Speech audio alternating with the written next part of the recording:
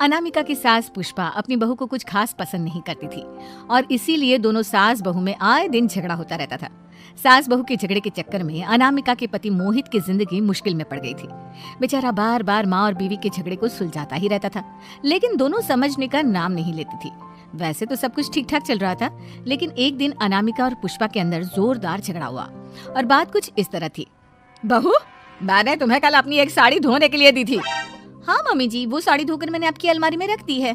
उसी की बात कर रही हूँ मैं। जरा देख तो, इस साड़ी को देखकर किसी भी तरह से लगता है ये धुली हुई है। अरे मम्मी जी, मैंने आपकी साड़ी वॉशिंग मशीन में अच्छे से धोकर सुखाकर आपकी अलमारी में तह बनाकर रखी थी। आपकी तो नखरे खत्म ही नहीं होती। अरे कैसे बात कर रही है मुझसे? मेरे नखरे? अरे मोहित, जरा ये देख तो, ये साड़ी धुली हुई लग रही है क्या? अरे मम्मी, जब अनामिका कह रही है कि उसने साड़ी धोई थी तो मान लो ना। हर बात पर झगड़ा करना जरूरी है क्या? क्या है ना मोहित, तुम्हारी माँ को तो मेरे हर काम में नुस्ख निकालने की आदत पड़ गई है। जब तक दो चार खरी खोटी सुना नहीं लेती ना, इनका दिन नहीं निकलता। अरे चुप कर, बहू होकर मुझे जवाब देती हो। एक तो गंदे कपड़े उठाकर अलमारी में रख दिए, ऊपर से कैंची की तरह कचर कचर बोली जा रही हो। अरे मम्मी जी, आपको समझ में नहीं आता क्या? मैंने साड़ी धो कर रखी थी। तो फिर इतनी गंदी क्यों लग रही है? अब मुझे क्या पता मम्मी जी, आप इस पर इस तरह तेल और घी की चिकनाई के दाग लगाकर लाएंगी तो ये मेरी जिम्मेदारी थोड़ी ना है। अरे तो हाथ से धोना चाहिए था ना। मैं आपकी बहू हूँ, नौकरानी नहीं जो एक कपड़ा रगड़ रगड़ कर हाथ से धो दूंगी। आपको पहननी है तो पहनिए, नहीं तो रख दीजिए। तुझे तो मैं अच्छी तरह बताऊंगी, मुझे जवाब देती है। एक दिन सुबह के वक्त, अरे अनामिका, मेरी व्हाइट शर्ट कहाँ है? आज ऑफिस में बहुत बड़ा प्रेजेंटेशन है और मुझे वो व्हाइट शर्ट पहन कर जाना है। मुझे पता है, आपने मुझे 2 दिन पहले ही बता दिया था और आपकी शर्ट मैंने धोकर अच्छी तरह आयरन करके अलमारी में लगा दी है। जाइए वहाँ से ले लीजिए। अनामिका, ये तुमने क्या किया? ये देखो, शर्ट पर लिपस्टिक का दाग लगा हुआ है और ये तो एक जगह से जल भी गई है। नहीं नहीं मोहित, ऐसा नहीं हो सकता। मैंने तो तुम्हारी शर्ट ठीक से इस्त्री करके अलमारी में लगाई थी। तो फिर ये जल कैसे गई अपने आप? अलमारी में लटके लटके थोड़ी ना जल जाएगी। पर मोहित, मुझे अच्छी तरह याद है। देखो, अपनी गलती को छुपाने की कोशिश मत करो। और अगर शर्ट जल भी गई थी तो तुम्हें पहले बताना चाहिए था ना। मैं नई शर्ट लेकर आ जाता। अब ऐन वक्त पर शर्ट कहाँ से लेकर आऊं? मेरा इतना इंपॉर्टेंट प्रेजेंटेशन था, सब खराब हो जाएगा। अरे बेटा, क्यों परेशान होता है? ये देख, मैंने तेरे लिए पहले से ही एक नई व्हाइट शर्ट ला कर रखी है। लेकिन मम्मी, आप मेरे लिए व्हाइट शर्ट क्यों लेकर आई? अरे मुझे पता था तेरा प्रेजेंटेशन होने वाला है और अपनी इस बहू पर तो मुझे बिल्कुल भी भरोसा नहीं। क्या पता मेरी साड़ी की तरह तेरी शर्ट भी गंदी करके रख देती। और देख, वही हुआ ना। बेटा, सारी टेंशन छोड़ और ये नई शर्ट पहन कर जा। थैंक यू मम्मी, आज तो आपने बचा लिया मुझे। कुछ दिनों के बाद, अरे अनामिका, जानती हो, ऑफिस में मेरा जो दोस्त है ना अमर, आज उसका बर्थडे है और उसे तुम्हारे हाथ का चॉकलेट केक बहुत पसंद है। थोड़ा सा बनाकर टिफिन में रख दो ना प्लीज। हाँ हाँ, क्यों नहीं। मैं बहुत अच्छा केक बनाकर आपके दोस्त के लिए रख दूंगी। तुम्हारे हाथ का खाना खाकर तो वैसे ही मेरे ऑफिस के सारे लोग इतनी तारीफ करते हैं, क्या बताऊं। प्लीज एक अच्छा सा केक और बना दो, मेरी तो ऑफिस में शान बढ़ जाएगी। अनामिका केक बनाने के लिए रख देती है। पुष्पा चुपचाप जाकर उस पर ढेर सारा नमक डाल देती है। देख अमर, तेरी भाभी ने तेरे लिए चॉकलेट केक बनाकर भेजा है, तुझे बहुत पसंद है ना? यार, तू बहुत किस्मत वाला है। भाभी इतना अच्छा खाना बनाती है और साथ में केक भी। वैसे भाभी को थैंक यू बोलना। थैंक यू बाद में, पहले तो ये केक खा कर देख। बहुत मेहनत से बनाया है अनामिका ने। अरे यार, इस केक में तो बहुत सारा नमक है। लगता है भाभी ने शक्कर की जगह खूब सारा नमक डाल दिया है। अरे मोहित, तू तो अपनी बीवी की कुकिंग की बहुत तारीफ करता फिरता है।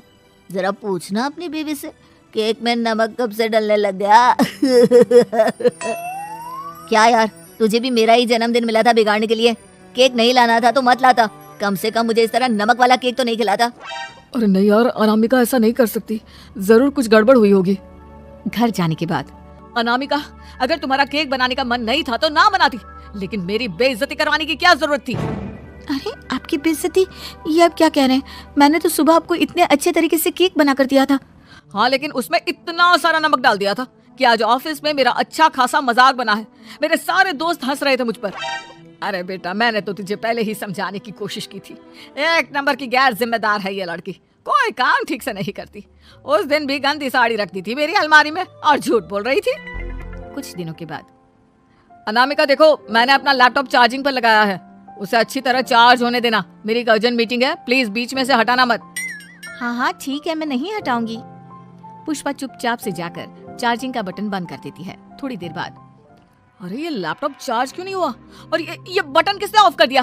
अनामिका इधर आओ। क्या हुआ? क्यों चिल्ला रहे इतना? अनामिका मैंने तुमसे कहा था ना, मेरा लैपटॉप चार्जिंग पर लगा हुआ है, मेरी अर्जेंट मीटिंग है। तुमने इसका स्विच ऑफ क्यों कर दिया?